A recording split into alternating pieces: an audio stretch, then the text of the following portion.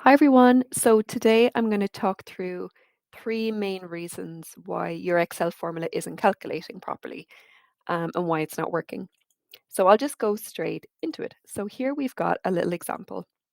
So let's say in your data you've got £100 and you want to take away £80 from it to see what the difference is. So you can see in this very top formula that it's working correctly. However, if we try and do it for the next one, oops. And if I just take away d5 minus e5 for this example, your formula isn't working.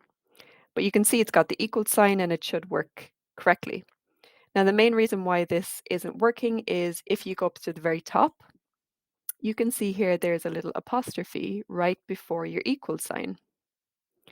Now, this is the number one reason why I found that Excel formulas don't work, because when you've got this little apostrophe symbol here before your equal sign, Excel thinks that what you've got in this cell is just text. So what you do is you just go up the very top into your little box here, you delete that apostrophe, and straight away you can see the cells are getting highlighted here. So when Excel automatically highlights the cells like this, it means it recognizes it as a formula. So delete that apostrophe and then click return. And there you go, you've got your formula to work. So that's the first reason. If we try this again, and let's say you want to take away d6 minus d6. Okay.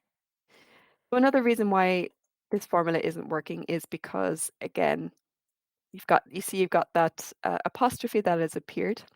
So what you need to do in order to do any formula is make sure that there's an equal sign.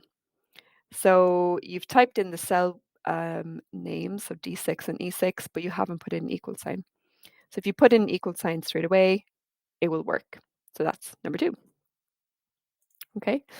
And let's say we've got another bit of data here. So let's say you've got £50 as the amount and £6 has been paid. So you want to understand what the difference is.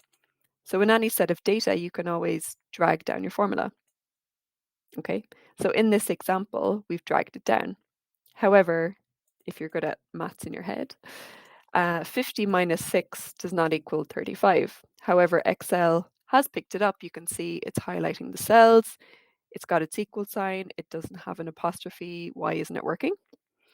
And the reason for this, which is the third reason why your formula mightn't be working properly, is that you've got your formulas set on manual mode. Okay. So a way to get rid of this is you go up to the very top, okay, and you click on formulas, and then you go to the right-hand side and you click calculation options. So here you can see you've got your settings on manual. And what that means is every time you do a new formula, it doesn't calculate it. You need to refresh the whole sheet in order to get all the formulas to calculate, which is a little bit dangerous because if you don't, it'll get left like this, which you can see 50 minus 6, it thinks it's 35 because you've just dragged down a known formula and it hasn't updated the correct number. So it's always important, I think, to have your calculations set on automatic so that they automatically get updated. The only reason why you'd really have manual is if you've got a massive set of data and a really big file and it's taken a long time to load. That's the only reason really why people put it on manual because it speeds up, sorry, the time to calculate things.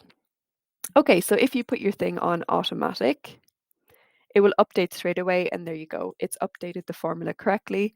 So 50 minus 6 is 44.